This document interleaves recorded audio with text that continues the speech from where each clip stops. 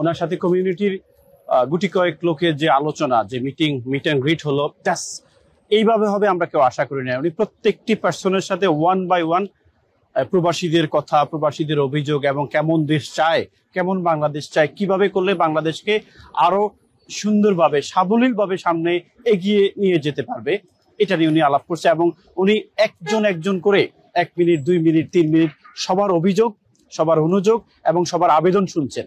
এবং I believe যে উনি প্রবাসীদের যে ভোটের অধিকার বলুন এবং ডেড বডি নিয়ে ফ্রি নেওয়া যায় কিনা, প্লাস বাংলাদেশ যে অস্থিরতা বিরাজ করছে তারা নিয়েও আজকে এখানে কথা বলছে ওয়ান বাই ওয়ান।